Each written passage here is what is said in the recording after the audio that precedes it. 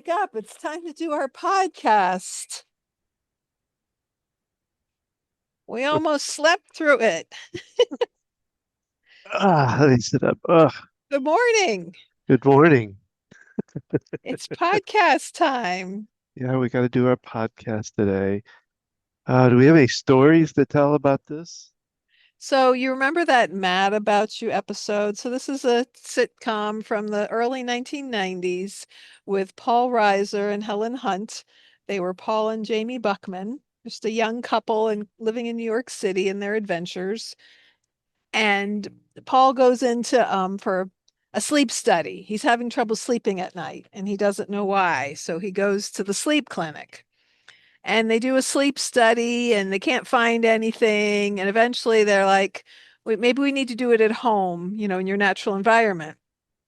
Or they bring Jamie in. Maybe they bring Jamie into the clinic so that it's just like how he would normally sleep.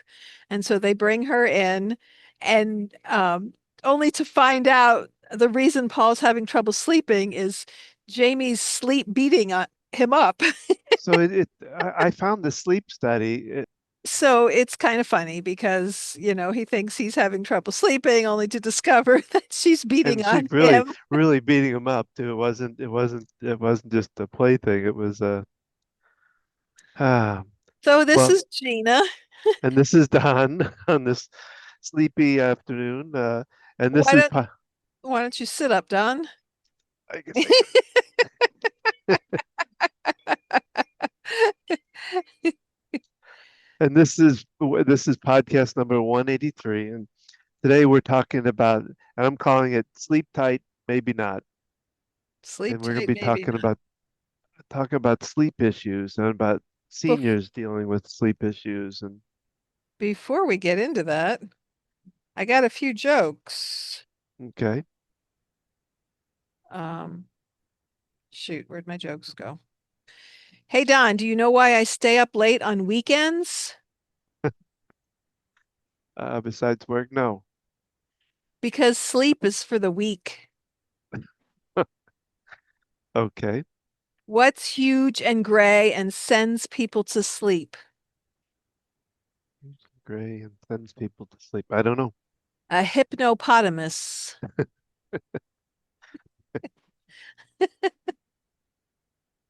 Is there a third one, or it sounds like you have a third one in my Um, line there? what should you do if you can't get to sleep? I don't know. What can you do if you can't get to sleep? Lie on the edge of the bed. You'll soon drop off. They're kind of corny, but they're good. Ah, So so what are the tips for today? well, we'll be going through quite a bit of tips at the end. I thought about there's a lot of tips I found on this website. I'll give one of them now, and then we can do the rest later. And the first one is pretty simple if people can really think about it, is doing more exercise. If you want to, I think getting our body toned in a good shape, it not only fits our look and all, but it fits how we sleep and how we act in our life. So exercise is a big part of that. Yeah, having enough activity. Um, So your sleep, we can get exhausted, but I think there's a difference between getting exhausted just from being tired or whatever, but I think there's an exhaustion that you get when you do exercises and really work your body, you really work up to that sleep. I don't know if that's the right way to put it, think but about young children and you go out, you do some activity with them, and they're out all day and you're like, oh, they're going to sleep good tonight. You kind of wear yeah, them out. A dog, you take him for a long walk and he runs around the park and you come home and he tuckers out asleep. So yeah, there's something to be said about our activity level. And as adults, we often sit a whole lot. Um, yeah. so many And jobs are very sedentary. well, like I say, sitting around and getting tired from that's one thing. I mean, we do get that because we're exhausted from not sleeping well the day before, or whatever. But like you say, when we work ourselves, like you say, when you're taking the child outside, or when you're taking yourself out and getting yourself busy doing things, you'll fall asleep much faster. So, what kind of stuff did you find in your? So from Harvard Medical School, the Division of Sleep Medicine, I found it's more than an article, it's a whole section about a sleep and health education program. Um, shoot. Um, and I'm not at the page that I was at before when I was researching this. Okay. Oh no. So now I'm there. So there's just a whole different um why sleep matters. When we miss sleep, we pay the price to our own health, our safety, and our quality of life. Um, Even without fully grasping what sleep does for us, we know that going without sleep for too long makes us feel terrible, and that getting a good night's sleep can help us to feel ready to take on the world.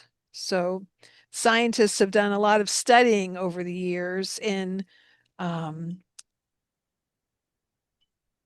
in sleep and how it affects us. Science of sleep. Let's see. There was a whole section in here about the history of sleep. And I had it all right here in front of me, and now I can't find it. Well, I can talk a little bit about what I found while you search for it. One, Okay. I, Oh, there it I, is. I I found that this, they call it the circadian um, Circadian rhythms. rhythm. I always thought it was just about sleep. I thought it was just about getting, um, but there's this. I have to read because the description of it is the suprachiasmatic nucleus controls the circadian rhythm, and it's not only about getting your sleep enough. Circadian also tells you when to get hungry. It also regulates your hormones like melatonin, cortisols, and things like that. So it does a lot more than I ever thought it would do, from what I'd read. And, so we think about fight or flight, and that kicks up cortisols. And we really need to have the melatonin and the serotonins and things like that kick in. And that plays a big part in that. That's part of what we do when we bring down anxiety. Um, Um, Anyway, what did you find in your search again?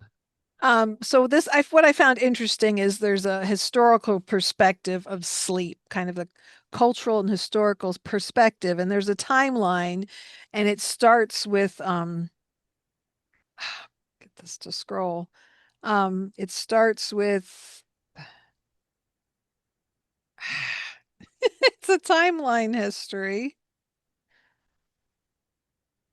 dating. All right, so the ancient civilization. So we're dating back to 800 to 600 BC. Ideas about sleep occupy the conscious thoughts of ancient people. The rishis of India, who created some of the earliest philosophies in human history, describe states of waking consciousness and dreaming. The ancient Egyptians built temples to the goddess Isis, where devotees met the priestess to engage in early form of hypnosis and dream interpretation. The Greeks and Romans have powerful sleep deities such as Hypnos, Somnus, and Morpheus, who are thought to be the source of any human element occurring in dreams. And sleep is often compared to death, as in the ancient Chinese proverb attributed to Lao Tzu, he holds nothing back from life, therefore he is ready for death, as a man is ready for sleep after a good day's work.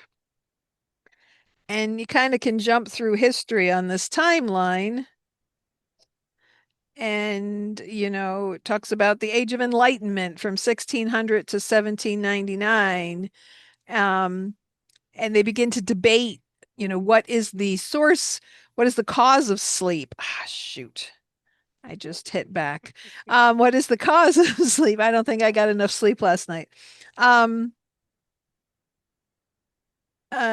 dream interpretation, in the early 1600s, scientists began to keep a daily record of their own dreams.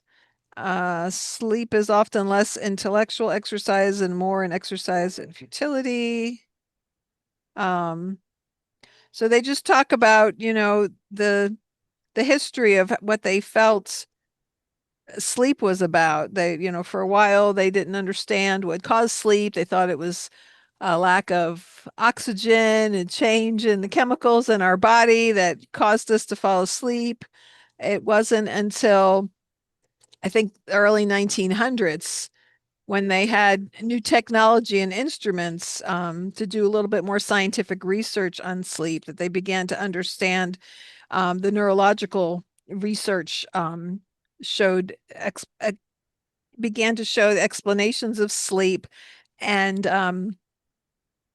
they be able to refute the previous explanations where they thought that sleep was brought on by gases produced in the intestines during digestion or by a decrease in stimuli that went down when the sun went down. Um, and then understanding how the brain has an effect. And there is something to the sun going down. You think back to people used to go, work in the fields at sunrise to sunset.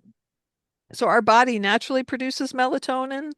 It's been People now think of melatonin as a supplement you take to help you sleep, Yeah. yet it naturally occurs in the body, Mhm. and it has to do with the light. As the light daylight is reducing and the amount of light that we're getting into our brain, it is producing melatonin that helps us to go to sleep. And so the challenges of modern day living is we have lights and we can stay on the computer and have this continuous visual stimulation and to keep us up and affect our sleep cycles. Yeah, I read something a long time ago about the that we went from y- I think even from like going from like candlelit reading to like, the electricity coming into the house really started to change kind of the way we do our whole sleep cycle and the way we do our work.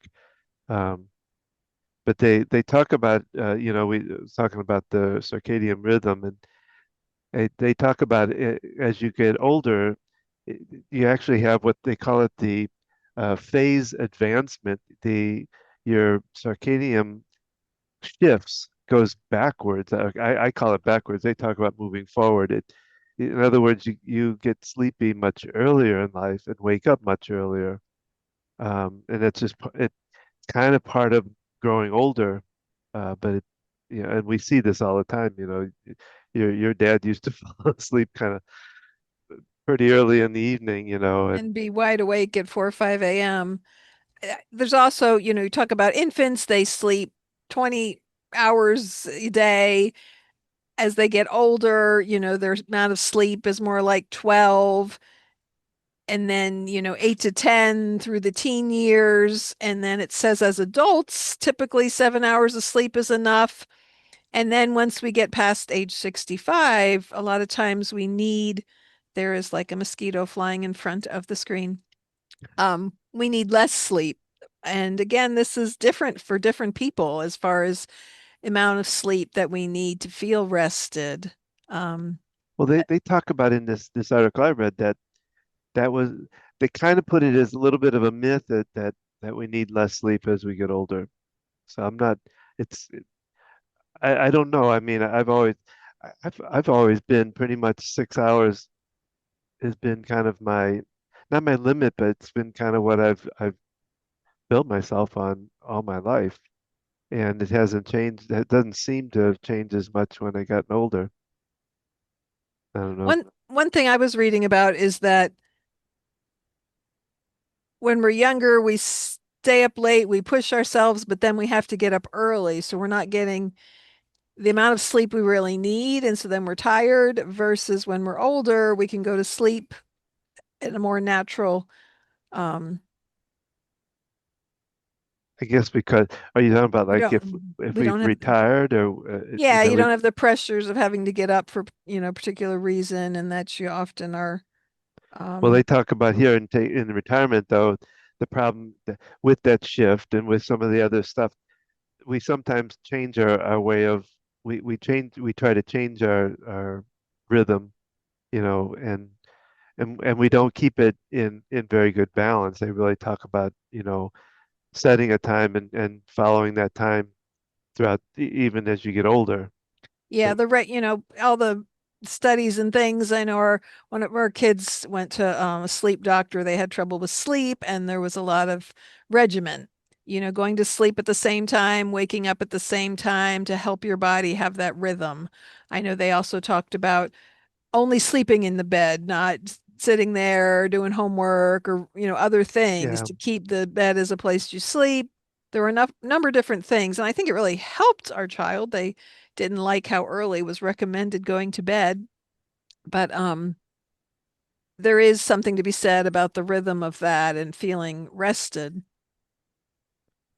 So and Um, they talk about we you and I talked about naps, and they most of the time it reads that naps, short naps. I think what they if they mentioned somewhere between like 20 minutes and a half hour is considered a good short nap, but going any longer than that can I think mess up the circadian rhythm, but mess up your nighttime sleeping, all of that. well, if you sleep longer than that, you go into more of a deep sleep, and when you wake up from a deep sleep, you're more disoriented and groggy. Taking that little 15, 20-minute power nap that's more of a light sleep can help you feel refreshed and recharged. But if you go past that, you're more likely to go into deeper sleep. Think about if you wake up and you were in the middle of deep sleep, it kind of really throws you off versus that waking up naturally when you come out of, our body has that rhythm of light sleep and deep sleep, and it kind of goes in waves throughout the night. And when we wake up naturally as we're coming out of the deep sleep, we often feel maybe a little more rested or not that suddenness. Think about trying to wake your kids up. Um, and if they're in the middle of deep sleep, yeah, Yeah. yeah, and then they fall, they're not fully awake yet. So it makes a difference. The science of sleep, it talks about what is sleep, and it talks about that there's been 50 years of research on brain activity, physiological patterns that has helped to understand a great deal of what sleep is and what sleep isn't. Um,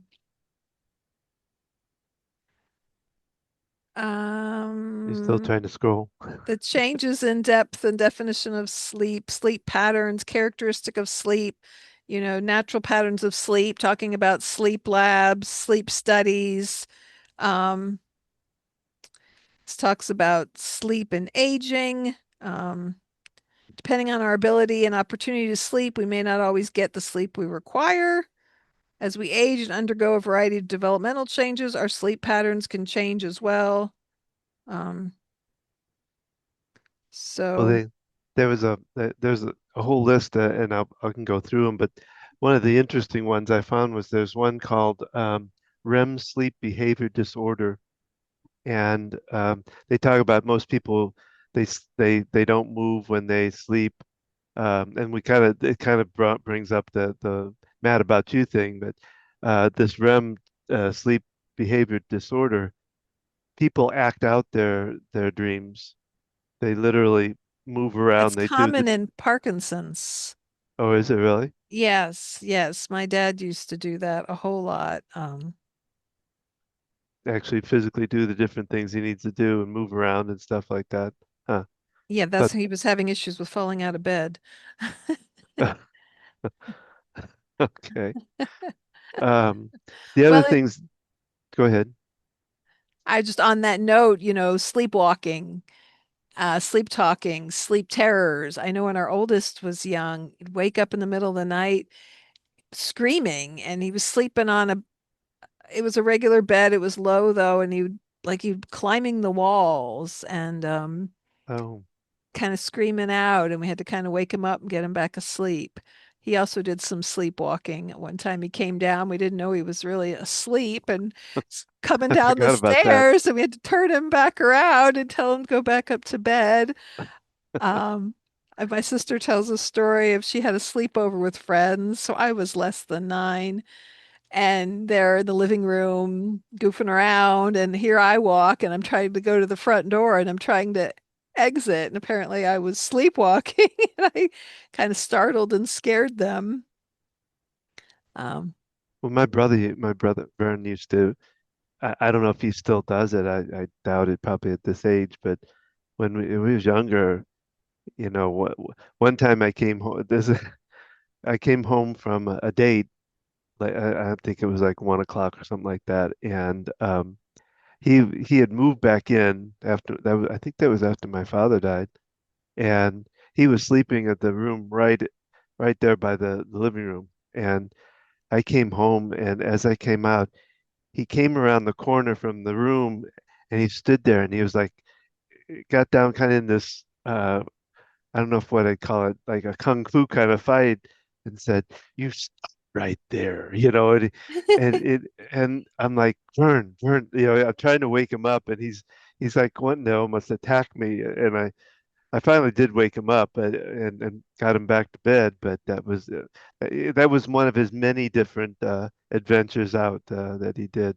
so you'd kind of gotten to know that he often Yeah. walked in his sleep, and so you were kind of, I imagine the first time it was quite startling, but A lot of that my mom handled, I guess when he was younger or something like that. But I just remember a couple of different times, and a couple of times I won't mention because the things he did was not very fun.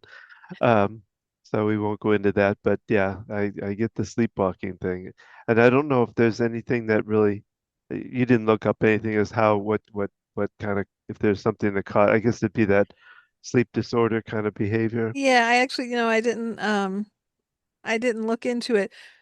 I wanted to circle back around. We talked about as we get older, do we need as much sleep? And what I'm reading here is we often still need amount of sleep, but because of biological changes, having to go to the bathroom more frequently, we're Mm. not necessarily getting it in the Oh, full block of time. And they talk about napping can be helpful as people are older, to get that extra sleep in. Again, though, they continuously talk about those 15 to 20-minute naps. yeah, and that doesn't seem like that helps. And it, according to this, it says it would help. Yet if you're getting interrupted sleep, so you're, are you, but how helpful is that? Yet there's a lot of information and research out there. We can share these links to the information we found. The history of sleep is kind of interesting. The timeline that I talked about, because you just click on each time period and it gives kind of an overview, and that's just kind of fun to look at that and understand things. There's so many different components of sleep, and as we know, as parents raising children, we don't get the sleep that we're used to because we're helping our children with sleeping, and if their sleep disturbances are affecting us and our ability to sleep. And when we're older and busier, if we're juggling multiple things like in the sandwich generation, caring for aging parents, managing our own job, and still caring for kids, maybe they're in school, our time factor affects our sleep. We stay up late to get extra work done or something that we have to do, and then we have to get up early to make lunches for people and get things ready for the day. If we have commutes, that cuts into that time that we have to get up extra early to be able to drive the distance we need to get to work. I know, Don, you wake up extra early because you have a very long commute to your office.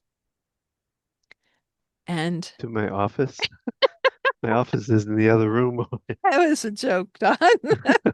I was wondering, I mean, there was if I go to the office, if I really get to the office, then yeah, it's an hour-long drive, but I don't do that We anymore. used to joke at our old house, your office was down in the basement, and you'd eat your breakfast in the kitchen. You'd be like, okay, we'll see what traffic's like going to work as you walk down the stairs, yeah. Passing cats along your way. Um, so all these different factors Uh, when they have to think about like sleep apnea, they talked about because there's they actually divided into two, just sleep apnea, whereas there's some loss in like breathing, sometimes people would stop breathing, things like that. And then they talk about obstructive sleep apnea, where it gets so bad that the little airways will either collapse or reduce down in size so that you can't breathe as well. So um, that's something that we all have to think about as we get older too, is making sure that that's not an issue in our world.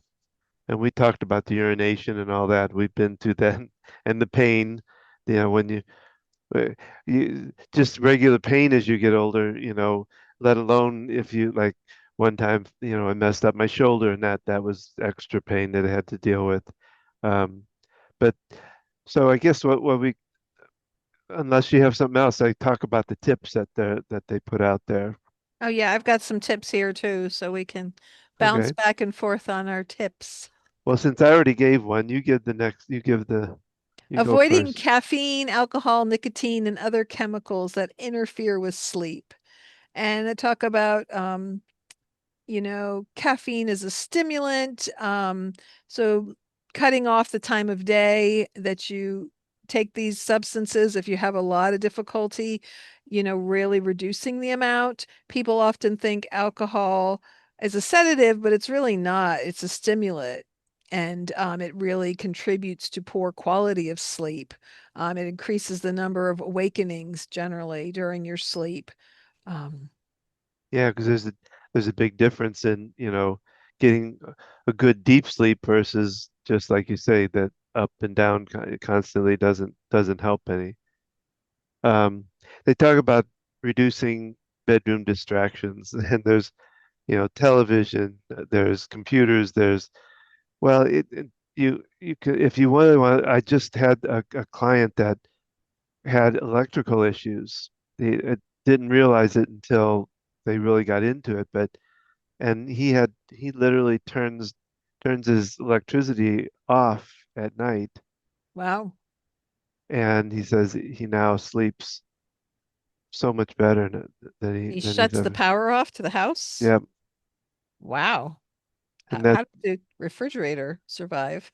I don't know. I did, I it might be he might have shut it off to the bedroom. I don't know. He didn't go into full detail about it, but he was saying there was this a lot of buzz going on in his head, and that was one of the problems with it. Yeah. So you have to kind of watch that too. Like we talked about things plugged in, you know, even moving. Like I need to like even think about moving the clock's not too close, but having it across the way instead of right next to me. I talked to a lot of people. They don't like to think about the idea of turning your phone off onto air. What do they call Air, it? airplane mode. Yeah, and how much that can radiate different things to the work to yourself through, and it doesn't have to. It can be quite a distance away, but the more you can do that kind of stuff, it can really help cut back on what your sleep issues are going on. Yeah, this talks about turning your bedroom into a sleep-inducing environment, a dark, cool environment to help you sleep.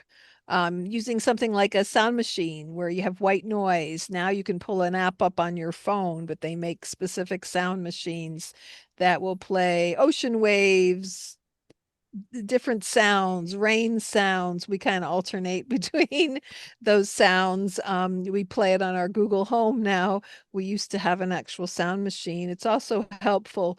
Someone's sleeping in the next room, playing it there or playing it outside the door so that any noise you're making doesn't disturb them. I know you see this often if you go into a therapist office where there's multiple therapists there, they'll put these on the outside for privacy. Um, Well, um, then set. Oh, yep, go go ahead. ahead. I was going to say setting up kind of a bedtime routine, which you kind of talked about. Doing the warm bath or the shower, like you said, reading, um, doing some kind of meditation before you go to bed, taking some time to do that. Of course, you can always do EFT. and calm yourself that way. Yes, Uh, you can. It talks about avoiding stressful, stimulating activities, doing work, discussing emotional issues. Physically and psychologically stressful activities can cause the body to secrete the stress hormone cortisol, which is associated with increased alertness, and it tends to have cause problems with going to bed and going to sleep at night. well, I think the other thing I wrote, now those suggestions were really what I came up with. They didn't go through into too much of that routine, but the other thing I thought about is what I call the dump journal. You and I think, talked about this before, but if you got these thoughts racing through your head, um, it's an opportunity to literally write them down and then be able to, and you could, I a lot of times will use the EFT to kind of, okay, mind, I've put these aside. I can pick them up anytime. I don't need to keep them flowing through my head and be able to kind of work your way down with that. So keeping that journal by your bedside table. So yeah, you can ramble it all out if it's running through your head. Sometimes it helps to get it out on paper to kind of release it. And if you remember when our um, children were younger, I guess pretty young, we had a whole tapping sleeper Oh my that we God, yeah. did, and it involved sleep well, wake well. And I guess it was about the time our middle child was 7, 8, 9, because then when you had your heart attack, we did this tapping every night. And we included healing daddy's body, because you were in the hospital recovering. And um, with obsessive compulsive disorder, can become like we have to do this, we have to say these certain Yeah. things when we're tapping, and yet it's still effective as a calming mechanism. Um, I know you've talked about that before when you talk about tapping and obsessive compulsive disorder, that it can become its own obsession, so to speak, Mm, and yet the benefits of the tapping on the meridians can be helpful and mhm, calming. There's so many different modalities that we can use between meditation, Reiki, EFT. There's so many more that can be calming, and as a way of quieting our mind and reducing that stress and anxiety.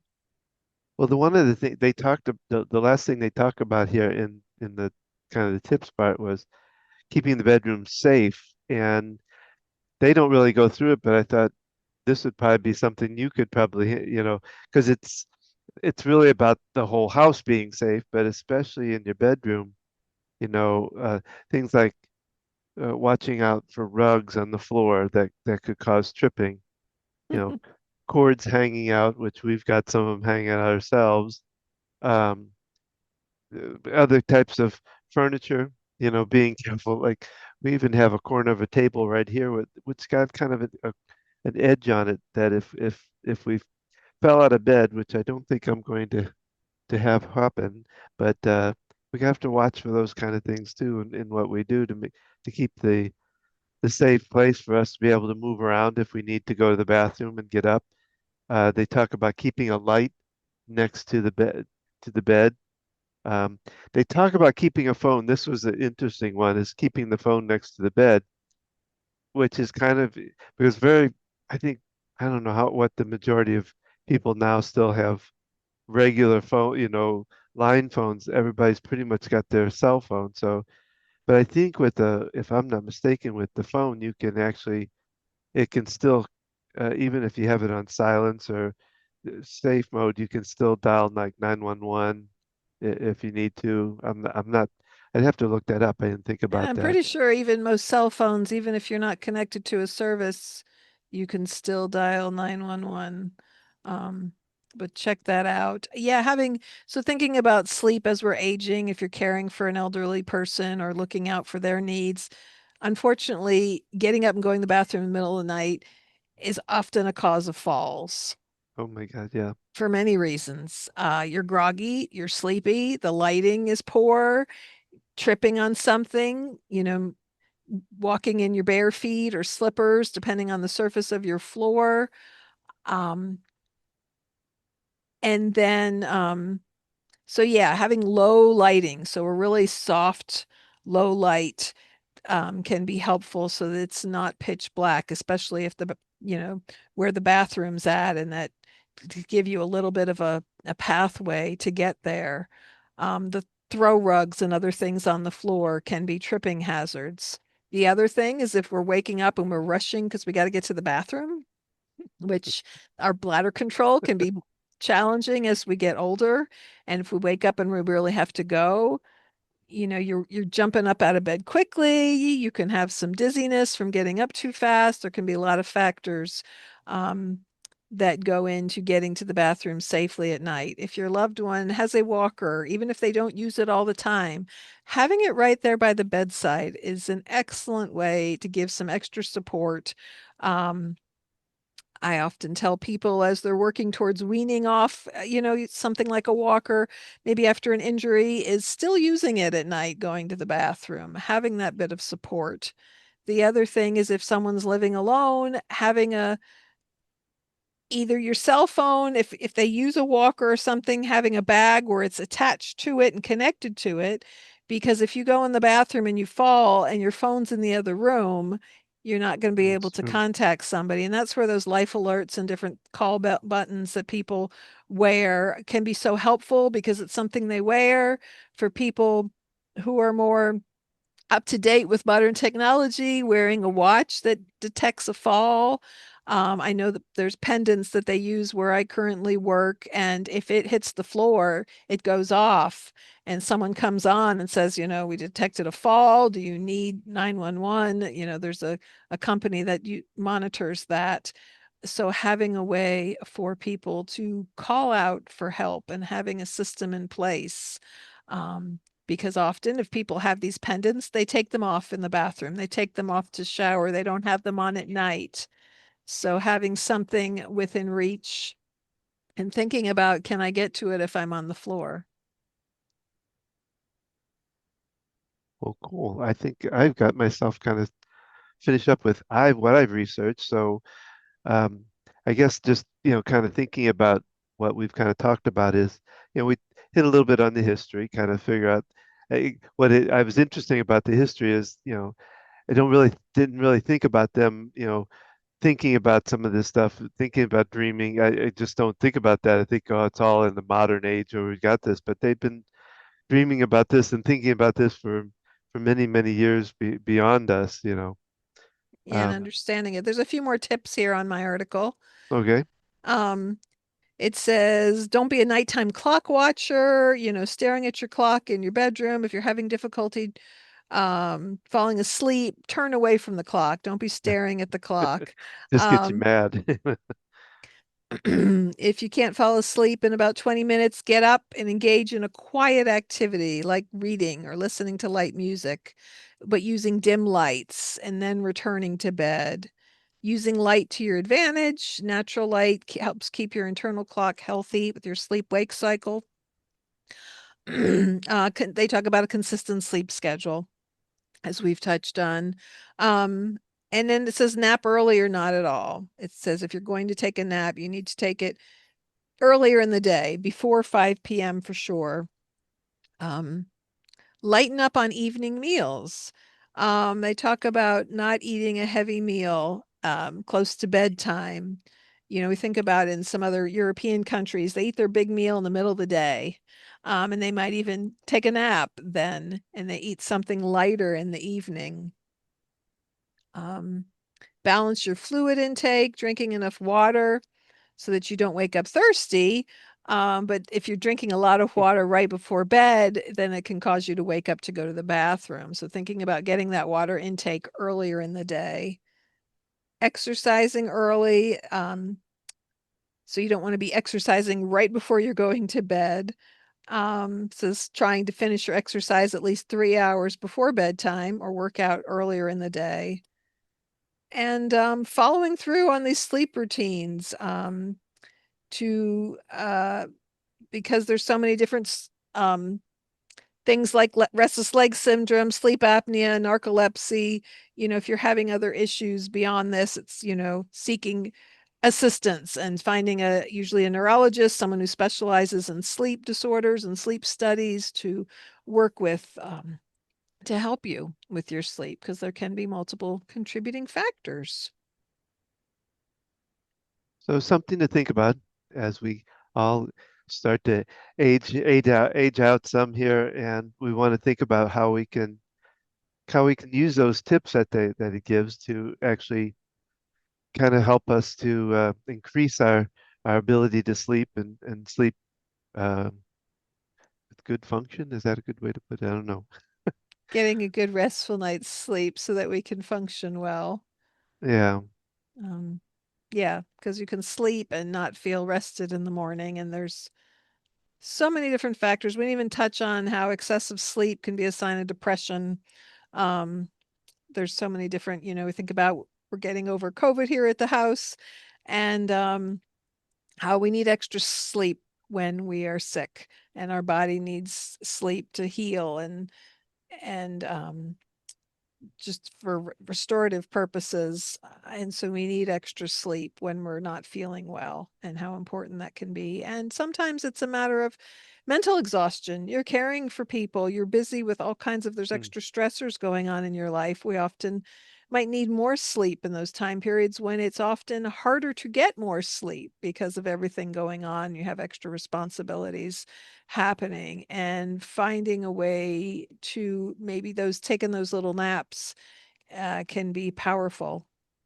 Even just you're parked in a parking lot somewhere, you set an alarm for 15 or 20 minutes and take a little power nap in the car or wherever you have that Not at opportunity. a stoplight, though. We don't want. No, no, park at your park somewhere. So that's our podcast for today. We hope you've enjoyed it. We'd love to hear from you. Send us a comment, send us a message. Tell us what things have inspired you, have assisted you, what things you'd like to hear more about. We're here to guide you through your journey, caring for yourself and your aging loved ones, and reach out to us, see our website at focusedhealthyfamily.com, learn about the support that we can give you as you're caring for an aging loved one and juggling your own life journey, and learn more about EFT. Every Tuesday night, 7 p.m. Eastern Time, Don goes on Zoom, does a short free tapping session for anyone who'd like to join in, whether you're learning about EFT or you just like that benefit of being in a group setting and having someone to help guide you through it, because EFT is something you can do on your own, but having someone talk through it can also has such an added benefit to it, especially when you're new to learning it and even when you're experienced. You find us on Facebook at Focused Healthy Family, Instagram, Focused Healthy Family 1, YouTube. Again, you can watch us and all these podcasts at Focused Healthy Family, as well as listen to the podcast anywhere you listen to a podcast. Join us every Thursday when we air our podcast. We've got some upcoming interviews coming up. And be sure to check out prior podcasts. You can search the different topics, everything from caring for children, self care, aging loved ones, kind of the whole gamut of the lifespan. And as we navigate caring for ourselves and others. And remember, how you speak to your children and your loved ones today shapes their future and yours.